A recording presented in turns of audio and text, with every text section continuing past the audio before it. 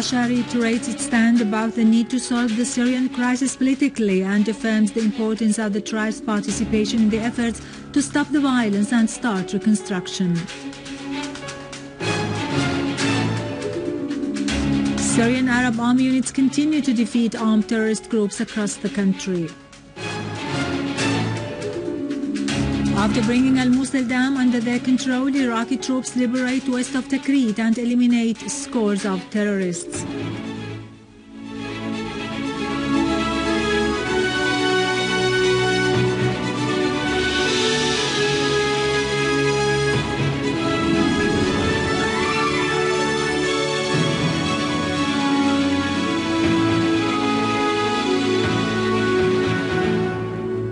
Good afternoon, ladies and gentlemen. This is Iraq Krikorian with the news in English. Russia has reiterated its unwavering stand towards the crisis in Syria, affirming that it can only be solved through political means.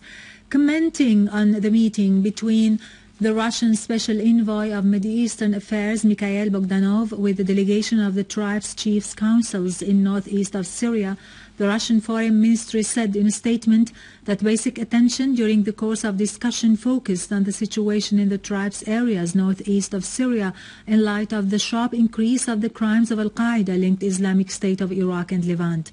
The Russian Foreign Ministry added that the two sides have also affirmed that the crisis in Syria can only be settled through inter-Syrian dialogue.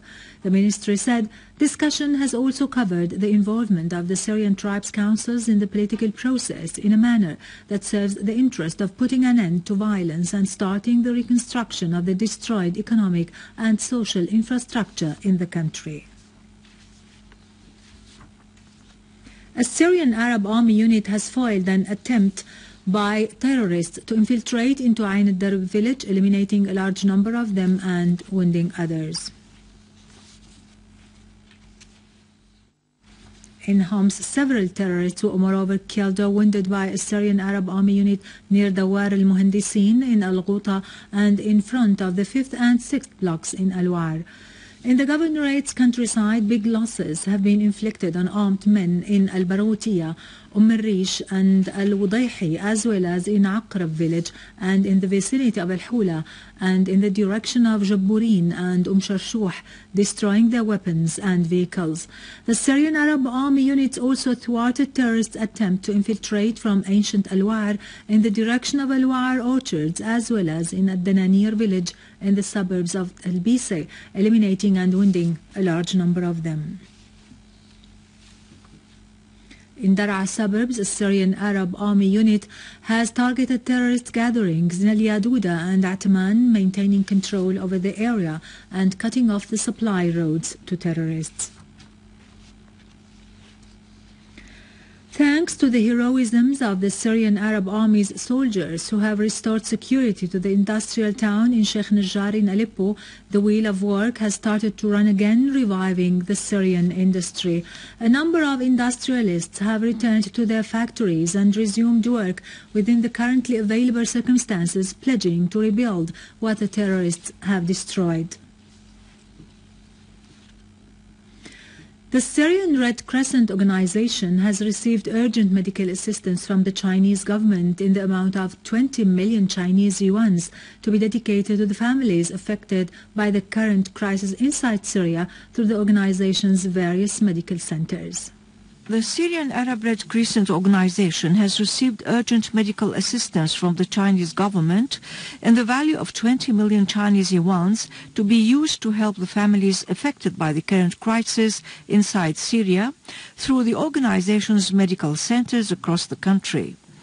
The assistance includes medical material comprising antibiotics, first aid material, badges, thermometers, pressure devices, medical headphones, cotton, medical plasters, serum devices, syringes, blood transfusion devices, and medical gloves. The second time, I think the Chinese government have been giving to the Syrian Red Crescent such material which really badly need. It will be distributed for all our branches and sub-branches with coordination with the Ministry of Health and also our branches. This aid can be, I think, additional what is our government have been giving to the all, I think, the branches and supporting.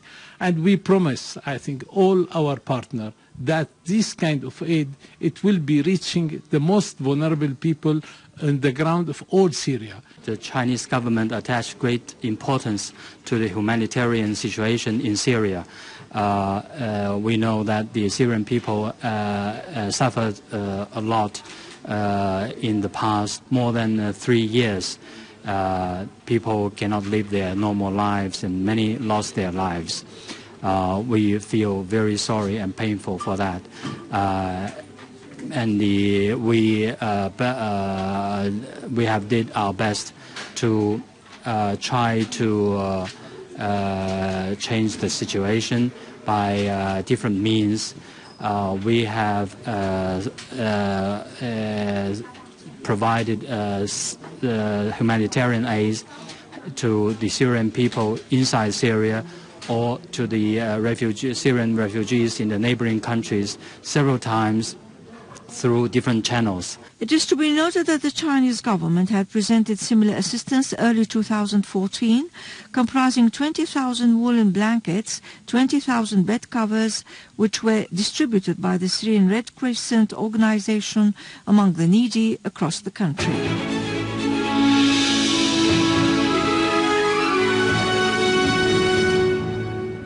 Welcome back. In Iraq, the Iraqi armed forces continue to strike the terrorist gatherings, regaining control on Al-Mosul Dam. Iraqi army also controlled today the area of Adyum, west of Tikrit, and the area of Shishin, southwest of the city, after launching an operation supported by the military aircraft, killing many terrorists from Daesh. In Al-Anbar, Iraqi forces supported by the Iraqi tribes foiled 2 attacks by Daesh on Al-Ramadi.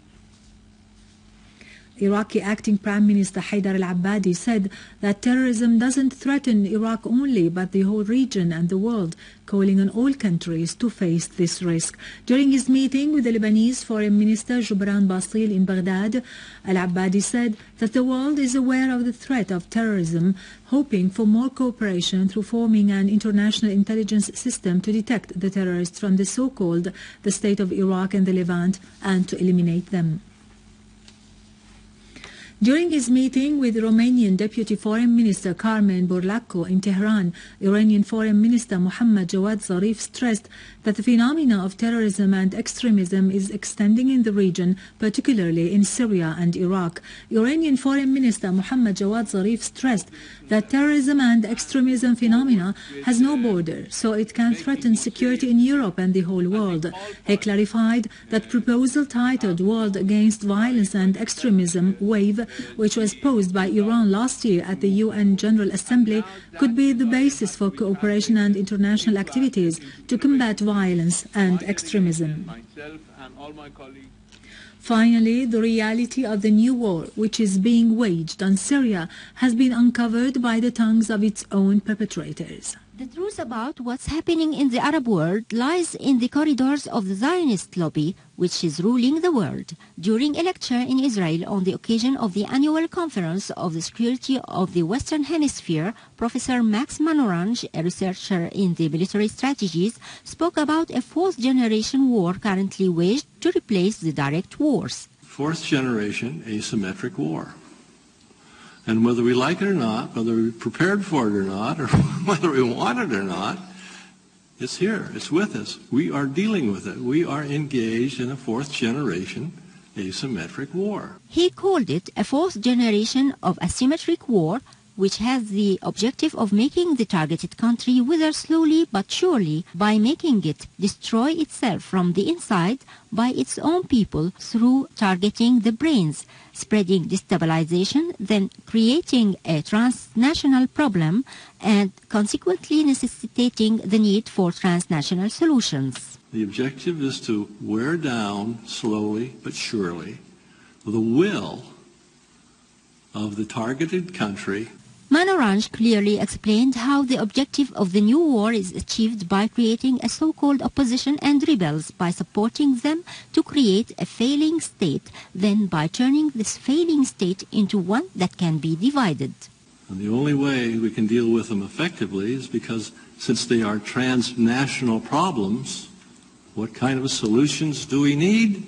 Ta-da! Transnational solutions. In a TV show called Al-Ittijah al-Mu'akis, or the opposite direction, Kamal Labawani, who is from the so-called Istanbul coalition and who has repeatedly called for peace with Israel and even asked for Israel's support to strike Syria, appeared and admitted that he and his opposition team have been forced to agree to certain demands by the West. They are trying to play a role and to control the game. They are trying to impose an opposition from the outside, from the windows. They are trying to drag us into a state of multi-components. The U.S. compelled us to sign an agreement that the Syrian people are not one fabric, that they are more than one people, and that Syria is a federal state. They compelled us by using pressure and influence. Ambassadors came and told us such a project must pass. However, the project was not passed by a majority. More than one official did call me to tell me that the plane must pass. This is why they keep saying that the Syrian people are of multi-components. Even if this man has signed such a paper telling that Syria is divided, yet the Syrian people who rallied behind the Syrian Arab Army have defied the Western schemes and will continue to deal a blow to the enemy in this diabolic four-generation war. With this, we end our news for today. Thank you for watching. For more details about Syria and the region and to view this bulletin again, you can always visit our website in English, syriaonline.sy. Now to latest business and market news with Nariman Qassam, but after a short break.